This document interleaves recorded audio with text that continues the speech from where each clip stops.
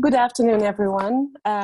It's a pleasure to open this session on the rule of law with a stellar lineup of speakers on behalf of the CEU's Democracy Institute, Reconstitution, and RECONNECT, which are the co-organizers of today's event. The CEU Democracy Institute is based in Budapest, and it strives to enable the renewal and strengthening of democratic and open societies through world-class research, collaboration across academic and professional disciplines, and teaching and a free exchange of ideas and public engagement, also on the local, regional, and global scale. Now, today's discussion will prove to serve these goals, since we are looking at the Court of Justice's case law with excellent experts. Now, the rule of law backsliding in two countries against which Article 7 procedures have been started, namely Hungary and Poland, revealed the EU's significant vulnerabilities in the face of the need to uphold the values that the whole system of European integration, the whole European idea, if you wish, is based on. The lessons from rule of law backsliding in some of the member states are revealing respecting the acquis, respecting EU law as such does not guarantee continuing adherence to Article 2 values, to the rule of law, democracy, and fundamental rights, and other values enshrined in the Lisbon Treaty. And economic success in the European Union does not necessarily entrench democracy and the rule of law. What we have also learned is that the tools are heavily underused by both EU institutions and also the member states to enforce the rule of law and other values in the member states. Now, what stands out from this grim picture is the revolutionary case law of the Court of Justice on judicial independence and on mutual trust, which bridges the available infringement procedures with the outstanding problems and offers empowerment to the EU's decentralized judiciaries, while also resolving some competences conundrum through a broad reading of the principle of judicial independence, which is, of course, a key element of the rule of law. Now, the background reading that is also uploaded to the website of this workshop is a paper or a document that the co-authors nicknamed as a paper to be published by the Swedish Institute for European Policy Studies, but actually it's a book called Respect for the Rule of Law in the Case Law of the European Court of Justice. And the co-authors are Laurent Pech and Dmitry Kochanov, whom I very warmly welcome here. Laurent Pech is a professor of European law and head of the law and policy department at the Middlesex University London. He is also a visiting professor of law at Bordeaux and is a senior research fellow at the CEU's Democracy Institute. Professor Pech specializes in EU public law and is currently a member of the editorial board of the Hague Journal on the Rule of Law, and is also a member with the rest of us in the Horizon 2020 project, RECONNECT. In his spare time, he is trolling autocrats with well-founded research outcomes, and he also co-founded the Good Lobby Professors, co-directed with another RECONNECT fellow, Joël Grogan. Professor Kochanov is research professor and head of the Rule of Law Research Group at the CEU Democracy Institute in Budapest, and he is also a professor at CEU Department Legal Studies in Vienna. He had visiting professorships across the world, from Princeton to Oxford to NYU, Basel Institute, Osaka, and countless other universities, and served as the founding chairman of the Investment Migration Council. Now, Professor Kochanov frequently advises governments and international organizations on the subjects that we are also covering today and beyond. His latest monograph is on his other favorite pet subject, which is citizenship, with MIT Press. Last but not least, another CEU alumni is on the speaking panel. Barbara Grabowska-Moros, who is a research fellow at the CEU Democracy Institute, and she is also a postdoc researcher in the RECONNECT project. Before she joined us in RECONNECT, she was working with the Helsinki Foundation for Human Rights and was a legal expert for FRANET, for the European Union's Fundamental Rights Agency. She graduated from Warsaw University and Central European University, and she defended her PhD on the oversight of the special security services in Poland. So I'm very happy to welcome you three today, and would kindly ask you to give a brief introduction of 5 minutes each on the paper that you drafted, that is likely to be published in the coming days by CEPS. And I would kindly ask you, Barbara, then to comment on what has been said. And in 15 minutes, we move to question and answer time. Laurent, the floor is yours. Thank you, Petra, and thanks to the CEU Democracy Institute for hosting us today, and thanks obviously to the partners you have already mentioned, Petra. So just perhaps the personal background behind this casebook. So paper, aka book, aka casebook. So essentially, we were approached, Dimitri and myself, by the Swedish Institute for European Policy Studies during spring 2020. Initially, we were thinking of producing a kind of a 20-page long report. The goal was to essentially summarize the case law of the Court of Justice regarding judicial independence. And we quickly came to the realization that it's very difficult to summarize this, considering the volume of the case law, starting with the Portuguese Judges judgment of 2018 in 20 pages, especially since it's a moving target. In fact, let me just give you figures just to appreciate the challenge of essentially making sense of the case law of the Court of Justice, or even summarizing it.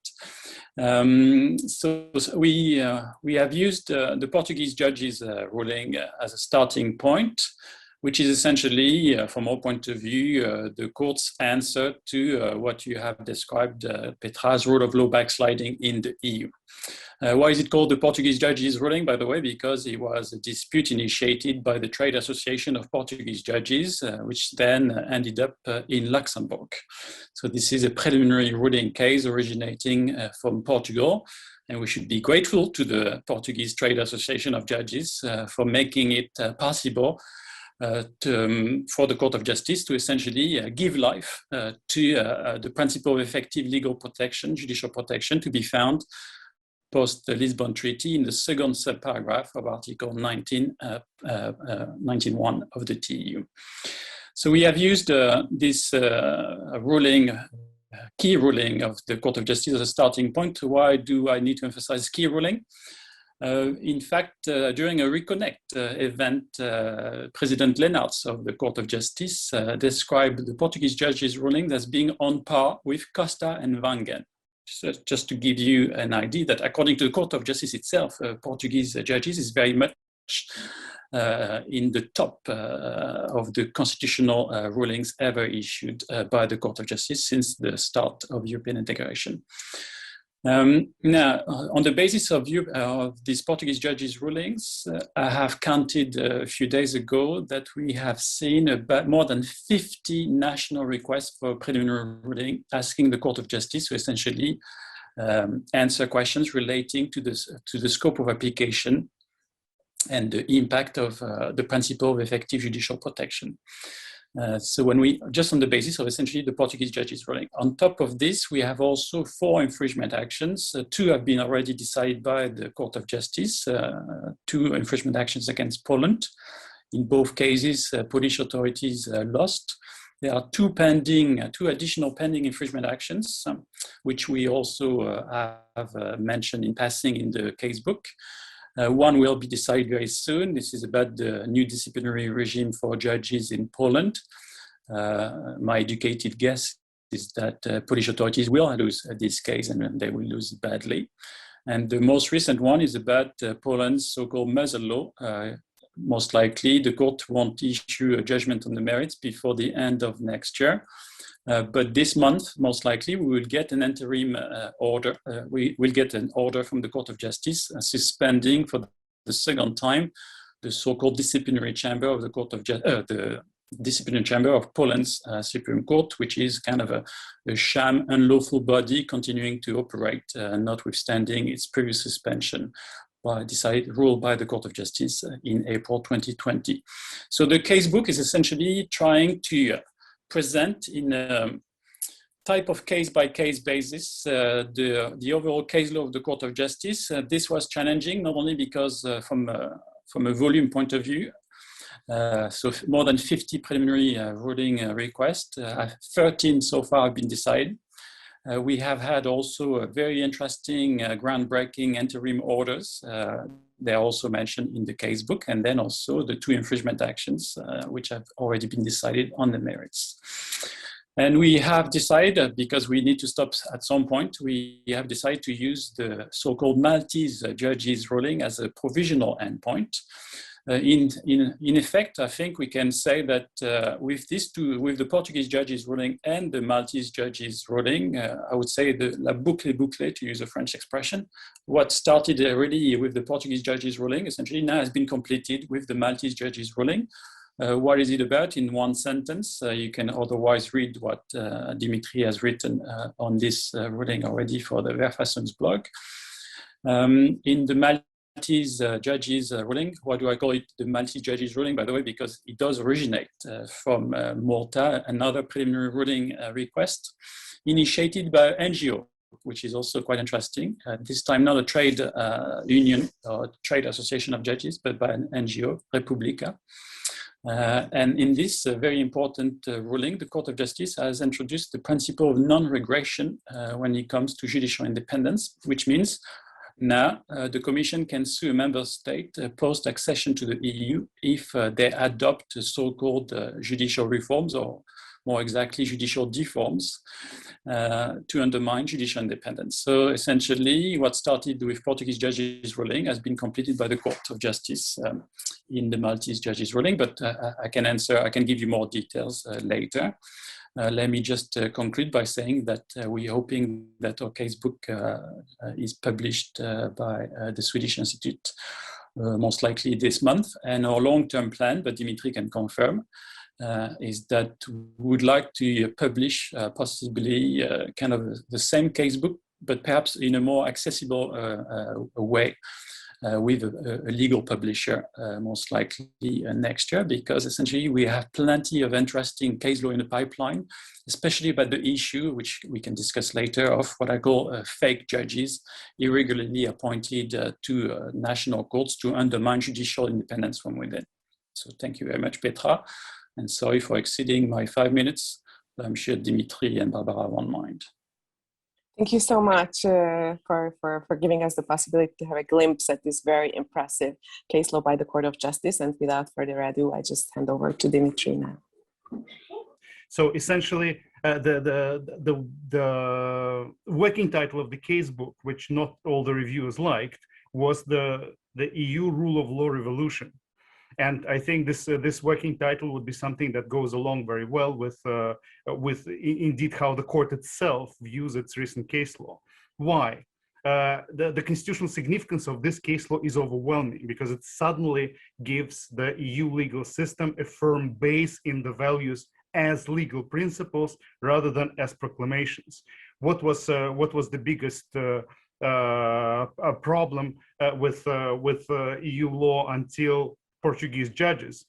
Article 2 was not seen by all those concerned, including the institutions, including the member states, and including all the potential litigants, as an ordinary part of the acquis unionaire, if I can phrase it in that way. So Article 2 was not seen as fully incorporated into the legal justiciable part of EU law. And what the court has done effectively through Article 19 is building the bridge between the values and the law as it stood indeed since Van Genthen laws. And this bridge is overwhelmingly important because usually when we think about any mature constitutional system, what we see is drawing on the values precisely and using the whole body of the law in order to make sure that those values receive full material embodiment in the way how the system functions. This is not what the union was based on, because the union proclaimed and enforced the proclamation of adherence to the values while not really going into the values legally speaking, and this has entirely changed. So since 3 years ago, the EU legal system is a constitutional system not merely based on a proclamation, but drawing firmly on the foundations of own law. And besides 19, then, where the union found its competence to connect the values with the core of the constitutional system, this bridge also allowed to build on substance, to develop interim measures, to think about enforcement. So we have a radically different constitutional landscape of engagement with the law of values now, 3 years after the Portuguese judges' ruling, compared with what we had before. And of course, the implications of this go far beyond the crisis of values that we are facing today, especially in Poland, but also in Hungary with the backsliding, because now the whole nature of the constitutional system has been transformed, and all further challenges will already be approached necessarily in the light of what has been achieved, using the ongoing problems as a trigger. So I will leave the substance to the question and answer session. And I think underlining this constitutional essence of what has happened and what has been documented by Laurent and me in the casebook is the most fundamental point that I wanted to bring to your attention. Thank you very much. Thank you very much, Dimitri, for this concise introduction into what the gist of the matter is. And now we hand over to Barbara, who talks about the most recent case law of the Court of Justice, if I'm not mistaken. Please, Barbara, the floor is yours. Thank you. If I just may link a little bit to what Laurent and Dimitri just have said, I think if you look at this report, you can see that the whole revolution that Laurent and Dimitri was mentioning is not a homogeneous picture. I mean, you can see so many two sides of the same coin depending on the topic. You can see that on the EU level, you can see a huge development of the EU law, especially Article 2 values. But on the other hand, which authors already mentioned, you cannot see the improvement on the ground in Poland and in Hungary. On the other way, you can see 50 preliminary requests for rulings and only a couple of infringement actions. It's so much more difficult to implement preliminary ruling, and I think AK case shows that. When the Supreme Court in Poland wanted to implement it, then the muzzle law appeared, and now it's a disciplinary offense to ask the Court of Justice about the courts, about the independence of justice. Whereas when you introduce infringement action, it's so much easier to check, to oversee the implementation, but the Commission doesn't want to do that. And again, the interim measure from April 2020 shows that it's so much easier, and the Commission doesn't want to use the tools they have on the ground. I also made an exercise yesterday, and I checked the website of the Minister of Justice since December last year until now, and I found at least 6 press releases about the rulings of the Court of Justice, and you can see 3 types of narrative. The first one is "we won," and this is about the ruling from December 2020 dealing with the preliminary reference from Amsterdam, meaning the courts still have to ask about very individual infringement of fair trial rights. The second one, the Court of Justice cannot undermine our constitutional order. And the third argument is that it's a double standard ruling. Look at the Maltese judges, look at Polish AB case. There are double standards. You cannot work like that. So that moves me to my second point. I think what we are witnessing here is a process of constitutionalization of the rule of law. I know it's it's already written in so many sources that the rule of law is a constitutional value of the rule of law. But when you see how painful the process is, I think we are witnessing it just right now. It hasn't happened before. I think this is what is happening right now. And this is what Dimitri also mentioned. The Article 2 wasn't thought as something that will be practically implemented by the courts, the Supreme, the Court of Justice, the domestic courts, but we are witnessing the process of implementation, and it's not easy one. And I think that brings me to my final point, which is the picture is not complete. The history hasn't, it's not the end of the history when it comes to the rule of law. The first thing is, I think there will be at least the second volume of this report, because we can already see the rulings that are being passed, yesterday, dealing with Article 7 procedure.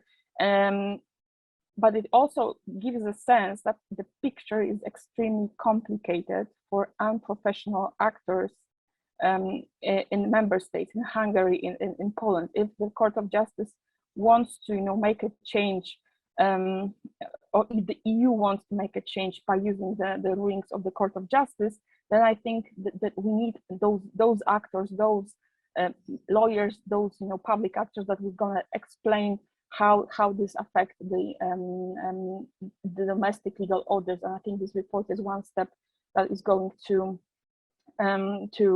help in this process, which brings me to my very last point. I think we're gonna meet again soon with the second volume and the rule of law history again.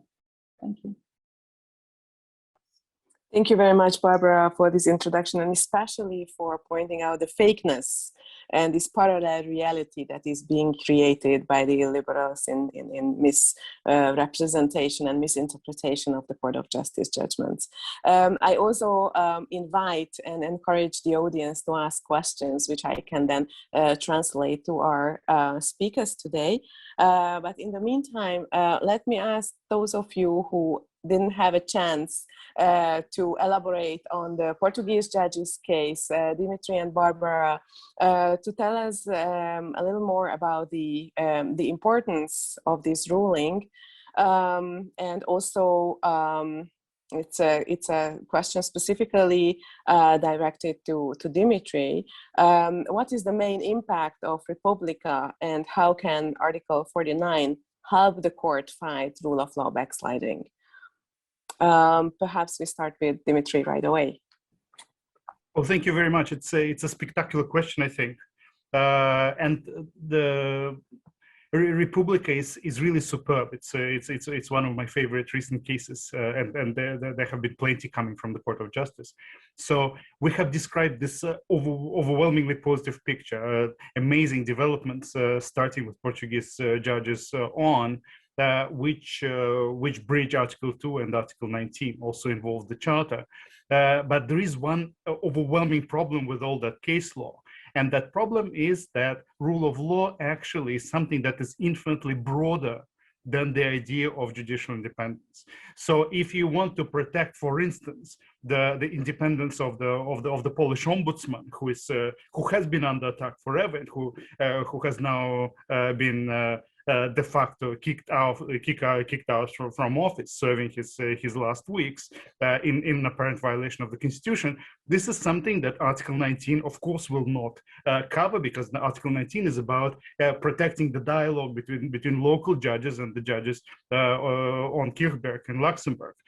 So in order to make sure that the case law covers the full breadth of the rule of law and reaches to the full depth of what Article 2 is about, rule of law, democracy, human rights protection, it was absolutely necessary to find an additional passerelle between Article 2 and the rest of the acquis. And it seems like the Repubblika judgment, the Maltese Judges ruling, has done precisely that, because the Court of Justice has, as Laurent has already mentioned, comes up with again the revolutionary principle of that connects Article 49, which is the provision governing the enlargements of the EU, and which contains a reference, explicit reference to Article 2, with the requirements that keep on applying after the accession to the union has been completed and became a fact. So if we read this judgment broadly, of course, it was very carefully construed by the Grand Chamber. It was connected with Article 19 in order to make sure that there is clear continuity in the case law. But obviously, if we look at the potential of the judgment, the potential is such that Article 19 as such can actually be dropped.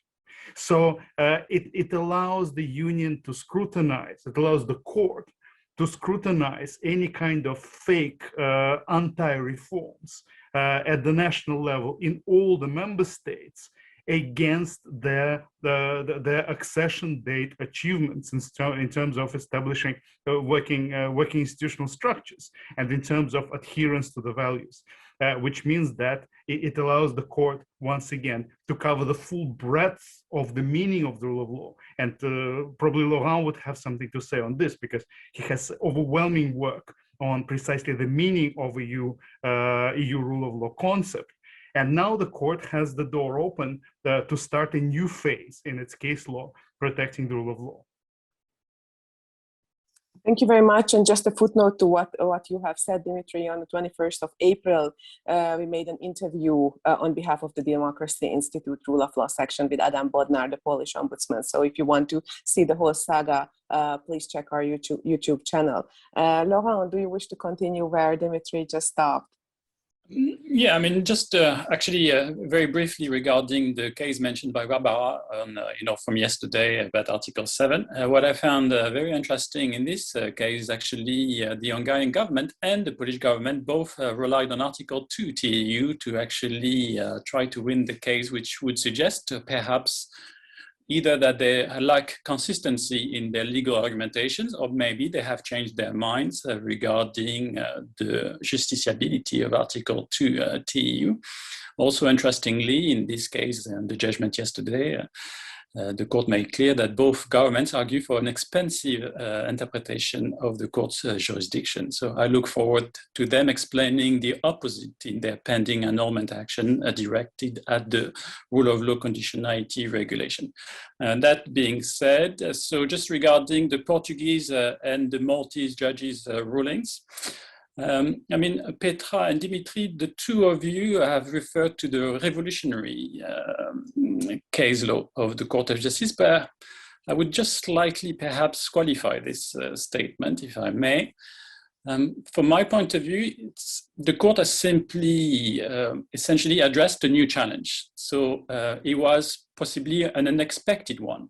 So there was nothing really revolutionary in activating or giving life to Article 19, paragraph 1. I mean, it was a bold move, but the court could have done so before to deal with a new problem.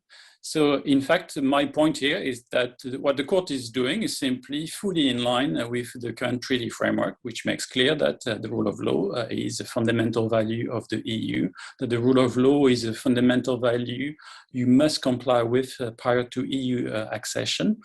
And the principle of effective judicial protection has always been legally binding. So to that extent, in fact, there's nothing revolutionary here. The Court of Justice is simply essentially giving life, as I said, to the treaty provision because it was provided the opportunity to do so. As you may remember, Petra, you're the expert here, when there was a purge of the senior echelons of the Hungarian judiciary. The Commission could have asked for the court to apply the principle of effective judicial protection laid down in Article 90, but instead the Commission relied on the principle of non-discrimination on grounds of age. And as a matter of fact, Dimitri, myself, Professor Schepelet, and perhaps others, started arguing as early as 2015 for the activation of Article 19, paragraph 1 of the TEU to protect judicial independence. New problem calls for new answers. So to that extent, I would say the court is just giving essentially full effectiveness to what the treaties already provide for. That being said, yes, the court is being bold, but just because of the existential challenge, rule of law backsliding, which is in fact a complete rule of law breakdown as far as Poland is concerned now. It's no longer backsliding, it's rule of law onslaught. We are in Poland now in the current state of complete lawlessness with fake judges, unlawful bodies harassing on an industrial scale, not only judges, prosecutors, and now also lawyers. So this is no longer backsliding, it's a total breakdown, which may lead sooner or later to de facto Polexit. So in fact, the Court of Justice is doing the job. But that's, let me just rebound on one of the points made by Barbara, I fully agree with. The Court of Justice is doing the job, but for the Court of Justice to do the job, it needs cases. The Commission needs to bring more infringement cases, otherwise what the case law has achieved, I mean, it's not going to lead to any tangible results on the ground, because essentially the preliminary ruling judgments of the Court of Justice are being completely openly violated, including the orders of the Court of Justice without any financial consequences to date. And so this is why, I mean, it's great that we see plenty of very compelling, very important judgments issued on the basis of the preliminary ruling procedure, but that's not good enough, because as Barbara was saying, essentially the Polish authorities in particular just refuse to comply with them. In fact, they organize the systemic violation of these judgments. So this is why we need more infringement actions, and we need more financial sanctions to come to be essentially asked from the Court of Justice. Yes, so essentially also this explains why national judges are being subject to harassment of a new kind. I mean, Petra, you mentioned the murder law. But we're seeing also Hungarian judges being frightened into not submitting questions to the Court of Justice. We had also 1 or 2 cases from Bulgaria. So you just already need to frighten national judges. You just need to do one single example, and then obviously, but this might lead to the worst of all the worst possible situations. If we have an inactive commission, so the court is not getting the number of infringement actions it should be getting, and then national judges are frightened into submitting questions, then the Court of Justice, essentially the Court of Justice case law will stop growing, and the case law will just be ignored without any consequences. So this is very much an existential crisis. I hope personally that the current commission is going to wake up and not too late. Thank you. Thank you very much, Laurent. Barbara, what's your take on the importance of the cases Laurent and Dimitri start with, and the one that they end their presentation with or paper with? I think the Portuguese judges, meaning the starting point of the whole report, of the whole casebook, I think it's like a good message from the Court of Justice, saying, you know, in this treaty of the European Union, there is a box of chocolates, and you can, you know, find whatever you want depending, you know, on the situation. But this optimism, what Laurent already mentioned, really depends on stakeholders. It depends on the Commission. It depends on domestic judges. It depends also on the member states. And I keep in mind the rule of law conditionality case pending before the Court of Justice. I think this is the huge opportunity for member states to engage in a discussion about the rule of law in the EU, especially if we are still missing any 259 procedure, meaning sort of private infringement action initiated by any member states. If we see statements made by, for instance, by the Dutch government saying we need to protect the EU funds, that's why we need EU rule of law conditionality, I think this is a moment when member states should engage in such cases. But this, you know, box of chocolates idea might turn into Pandora's box if it's not protected correctly.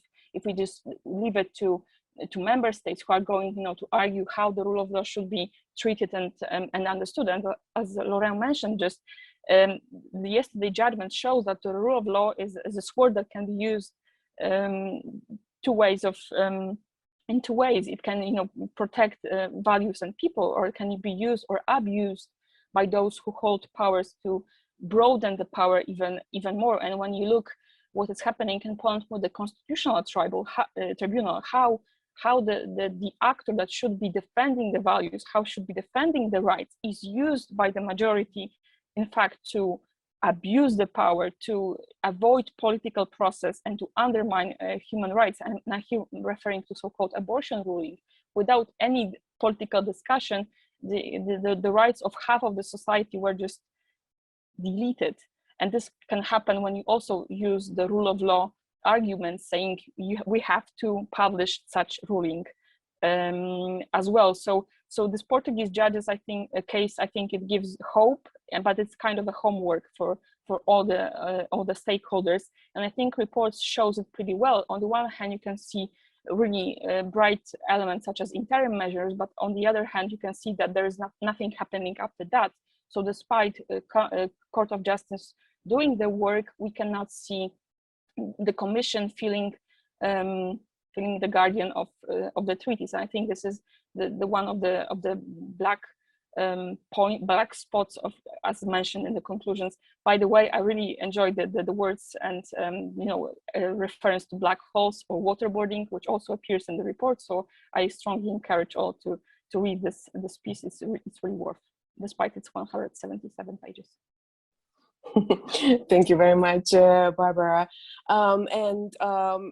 Both you and also Laurent, you mentioned the responsibility of other institutions, the commissions. We will get to that, but before we do that, let me also point to two important elements, two milestones in this developing case law. And the one question is directed to Dimitri, actually. What about the recent Romanian judges ruling that you published on recently? That was another problem that the Court of Justice had to address, and it has done it with grace. And what happened in the Romanian judges' ruling? The Romanian authorities were very busy changing the legal framework that guides the judiciary in the country to such an effect that the rule of law was in fact undermined, and there were questions concerning the ongoing independence of all the judges concerned. It's a very complex and long case. We'll not go into details, but what is essential for us, and there are two probably essential things, is that the court seems to be building on Repubblika. It actually gives a direct reference to Repubblika in the judgment, saying that it views its engagement with the rule of law as potentially broader than Article 19, but not in that case in practice. And in that case in practice, it also uses the CVM, the instrumentarium that only applies to Romania and Bulgaria after accession. And this is probably the key added value of the judgment, at least as far as I'm concerned. My co-author, Alexei Dimitrovs, could probably disagree, but what we could present as an added value in the context of the fight for the rule of law, the fact that there is the special mechanism that applies to two of the member states, in fact, could also be viewed as a deep problem. And that deep problem is treating different member states differently. This is something that the Commission overemphasizes in all of its rule of law documents. And indeed, if different standards would apply to Romania and Bulgaria, then we are not in the union as described by the values of Article 2 anymore.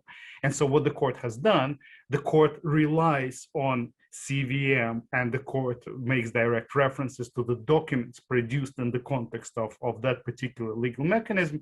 But at the same time, it's absolutely clear from the judgment that CVM is not of essential importance in order to protect Romanian judges against abuse by the powers that be. So CVM is important, and CVM is active, but CVM is not undermining the principle of equal treatment of all the member states. And this is, I think, probably this is the main take-home lesson from that judgment. But I also wanted to say a couple of words about in a reaction to Barbara. The black holes in Advocate General Bobik's opinion, I think, will be one of the most frequently quoted references, poetical references to the problems of the rule of law. The trouble with the outline that we frequently give concerning how different institutions react to the rule of law is that we sometimes forget the Court of Justice itself. And here some problems can arise if we apply the same standards that the Court of Justice proclaims for the EU legal order as a whole, but mostly in fact expect to guide the national level judges. Once we apply that, the problems might arise once we start applying that to the Court of Justice itself.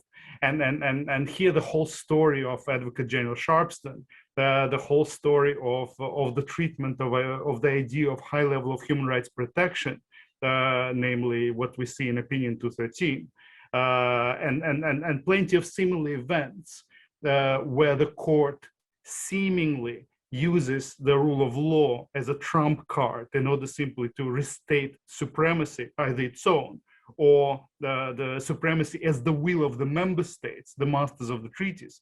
What happened with the appointment of the Greek Advocate General? This is something that doesn't fall squarely in line with what the court is proclaiming to be the law and to be the values for the national level. So there are still some tensions which will need to be polished away.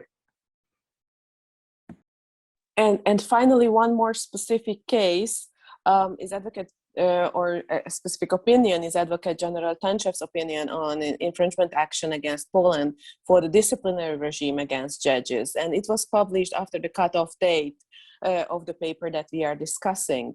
But I know, Barbara, you have some thoughts on how to link this case to the main objectives of this paper.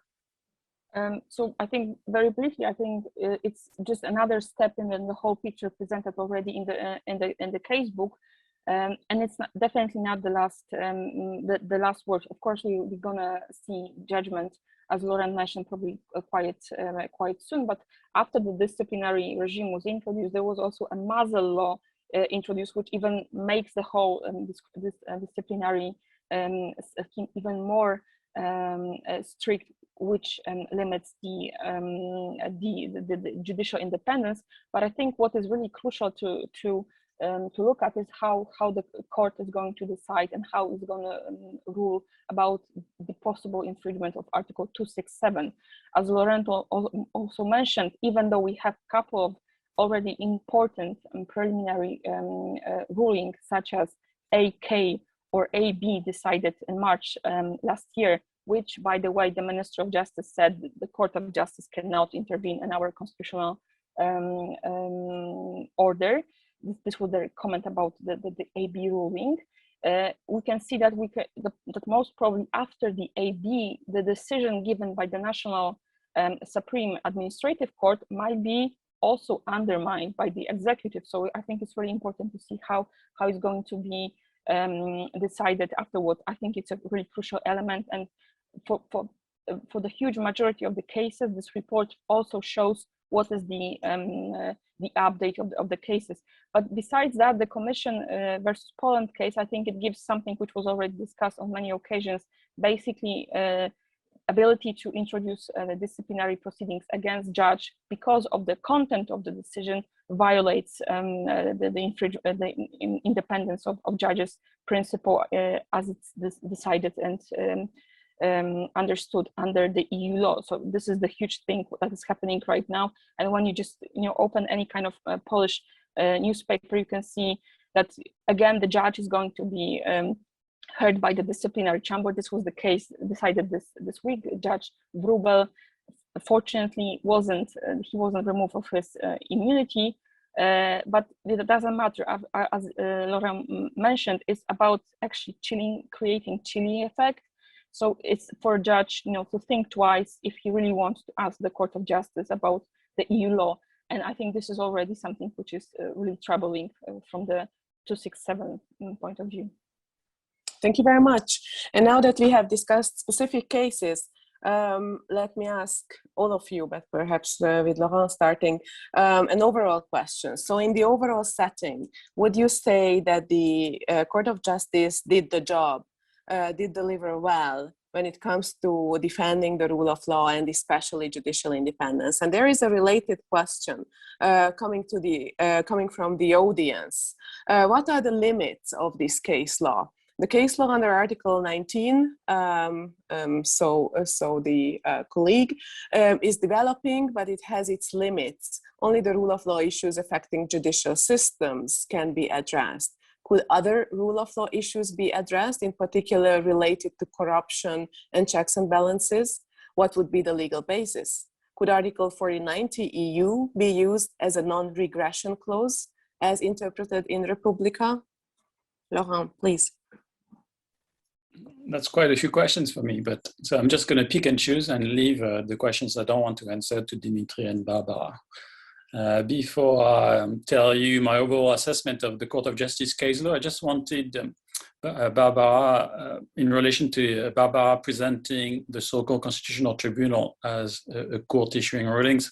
Barbara, just of course, as you would know, this is not a court, so therefore it cannot issue rulings. So it's a statement regarding abortion issued by the unlawful body. I'm very pedantic, but because we're talking about, in fact, the total rule of law breakdown, it's very difficult to actually keep up with the changes, but the vocabulary is very important.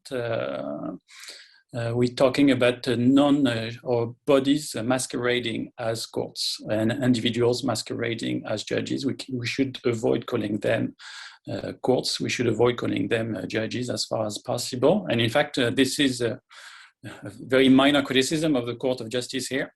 The Court of Justice still refers to the Constitutional Tribunal post-2016 as a normal court, when in fact the Commission has already established in its Article 7 reason proposal that there is no effective constitutional review of legislation anymore in Poland. And now the European Court of Human Rights has formally established that the so-called Constitutional Tribunal is in fact unlawfully composed, and therefore is not a tribunal established by law whenever it does sit with one of the three so-called usurpers or imposters. But this is not my main criticism of the Court of Justice case law, even though I'm being pedantic. But good news, the Court of Justice, I think, or at least advocate generals, have stopped using the word reform whenever discussing Poland. Black hole is a very nice way of describing what we're talking about. The Polish ombudsman, Adam Bodnar, has also, I think, quite appropriately referred to the creation of an alternative legal space. I think we used to, Dimitri can confirm that in the Soviet Union times, we used to talk about dualism, I think, internal dualism. So you had like the proper formal legal system, and then you had the real legal system, used for the sensitive cases. But I think we're talking about an alternative legal space where essentially unlawfulness is the norm and not the exception. Anyway, what is my main possible criticism of the Court of Justice case law? I would say the Selmer case regarding the surrenders to Poland. So on the basis of the framework decision regarding European arrest warrants, I think the reasoning of the court does not sustain any serious scrutiny. And in fact, if you compare the judgments LM/Selmer and the recent one on the basis of a PR from the Amsterdam court, if you compare the case law of the court on this front to the legal assessment given to us by A.J. Bobek recently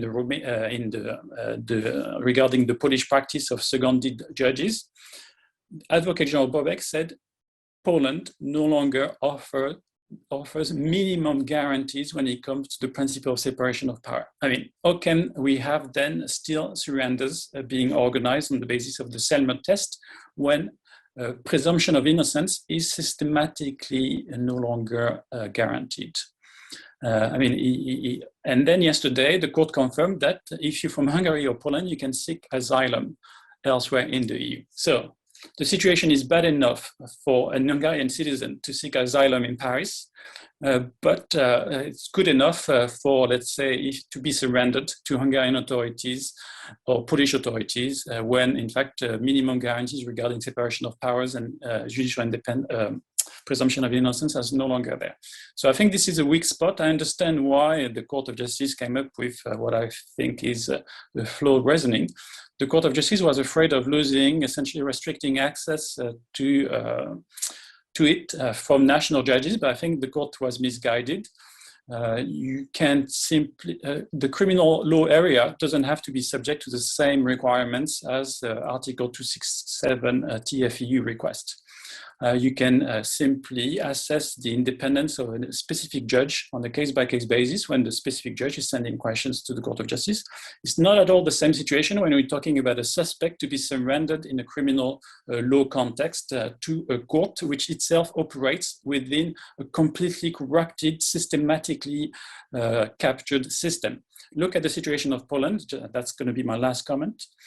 We have the president of the criminal chamber, let me emphasize, the criminal chamber of the Polish Supreme Court, subject to unlawful, fake criminal charges. And he has to defend himself before an unlawful / unconstitutional body. How could we contemplate to keep surrendering people to such a system? There is no way you can have a fair trial when the president of the criminal chamber of the top court of the country is not itself in a position to be guaranteed a fair trial. I mean, it beggars belief. So I think the Selmer line of cases needs to be revisited. I think that's possibly for me the black spot in the court, otherwise the very compelling case law of the Court of Justice since the Portuguese Judges ruling. Thank you. Thank you very much. And before I give the floor to the other panelists, let me rephrase this question of how the Court of Justice, or what the Court of Justice's role is, and how to connect it, how to connect this case law to other areas other than judicial independence.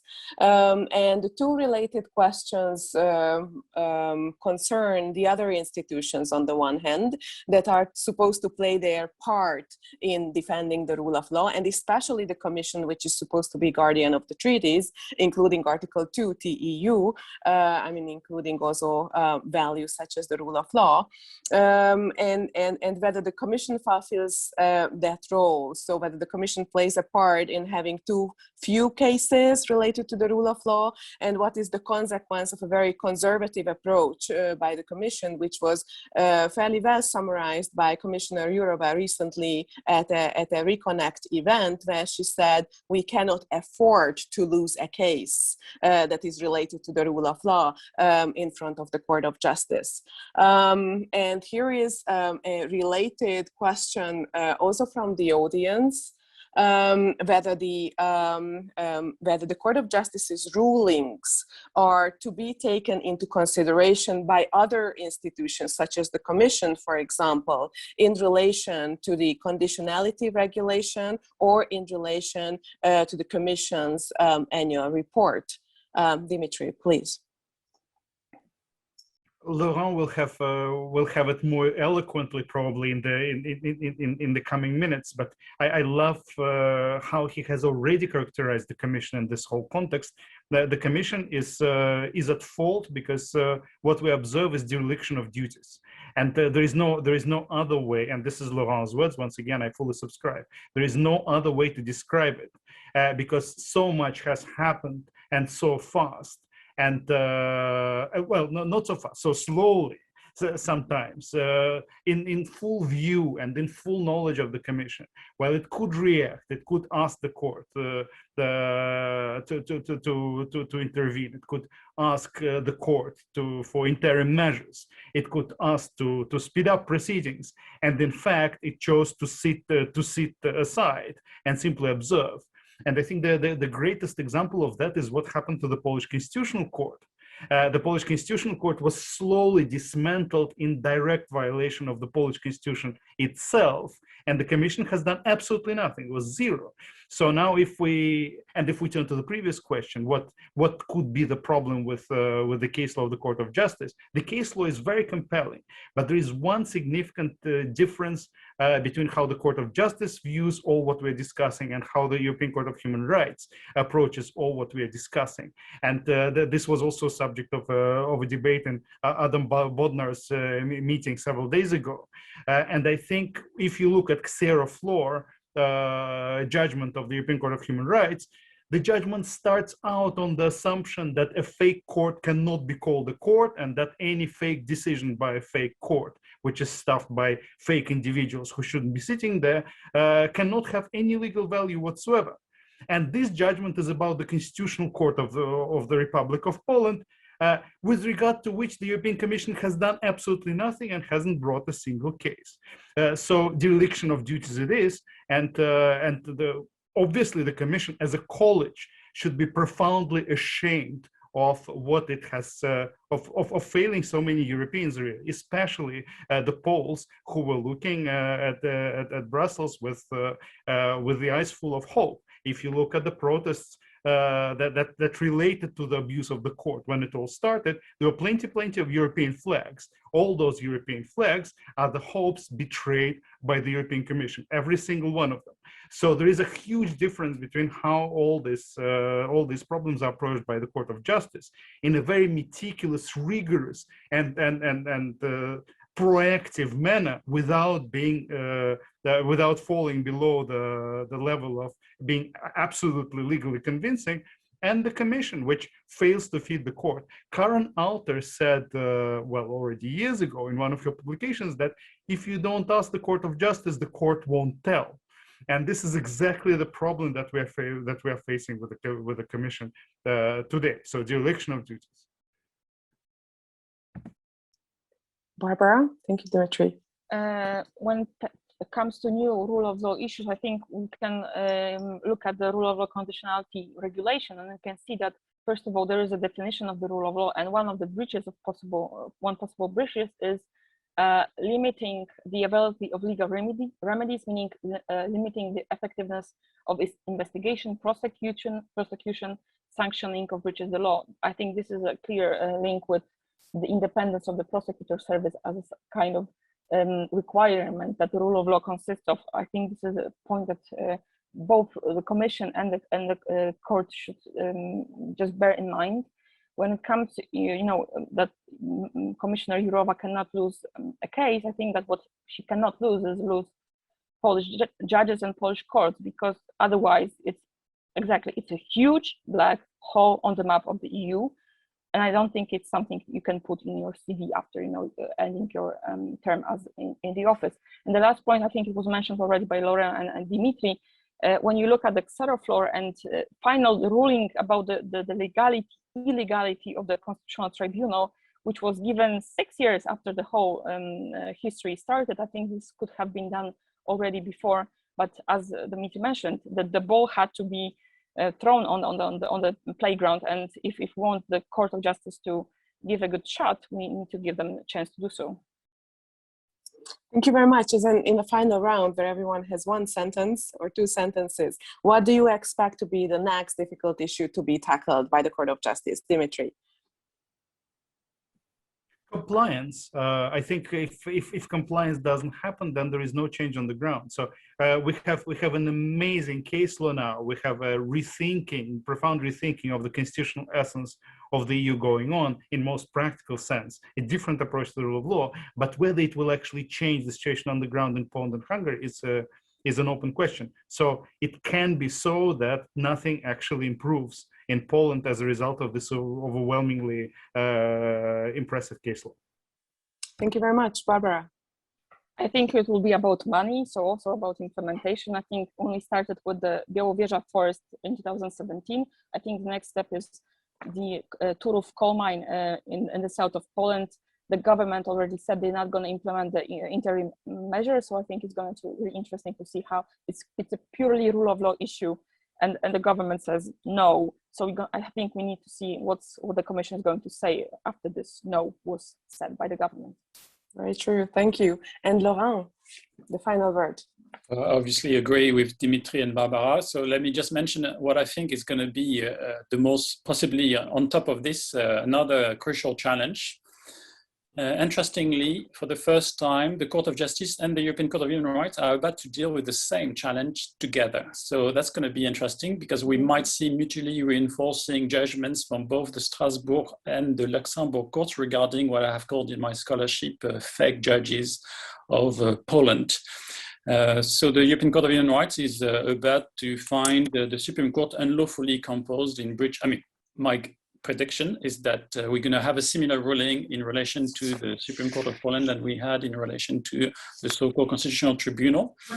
And there is also a very important case in the pipeline brought by two very brave Polish judges about the imposters they had to deal with. on the back of completely Kafkaesque disciplinary proceedings. This is going to be very interesting. People have, we haven't mentioned this judgment, but there is a very important judgment not issued in relation directly to national appointment procedures, but the Simpson judgment, which is in the casebook, essentially has made the principle of effective judicial protection directly effective as regards national appointment procedures. And Article 19, paragraph 1 also is directly effective as well. So this means plenty of legal ammunition for lawyers defending judges being harassed in Poland especially. It's only a matter of time, in my view, before we need to confront essentially what we're going to do with the 80,000 or 100,000 judgments illegally issued by irregularly composed benches. I mean, that's not the EU's fault or the Strasbourg court fault, but this is essentially the result of many years of rule of law breakdown. So essentially, the worst is essentially we're not. I'm afraid the worst is yet to come. The situation is going to get much worse before it gets better. However, we have a new stick as well with the EU rule of law conditionality regulation. From my point of view, and just to end on this statement, it could already be activated right away on the basis of the overwhelming evidence of organized systemic violation of the ECJ case law against Poland. It would take me a week to write the file if I were being asked to do it. I think the evidence is overwhelming. You just have to really summarize it. I would say the same applies to Hungary, but not regarding judicial independence, but as regards corruption, or systemically organized corruption by state officials. But perhaps the EU is waiting for the US to adopt sanctions. I don't know, maybe we should always wait for someone else to do the job. So hopefully they're going to wake up before it's too late. Thank you very much. Thank you very much for this extremely rich discussion, Laurent, Dimitri, and Barbara, and thank you for the engaging questions from the audience on behalf of the co-organizers, Reconstitution, RECONNECT, and the CEU Democracy Institute. This talk was recorded and it will be uploaded, so follow us on Facebook, Twitter, and at our YouTube channel. See you next time. Thank you.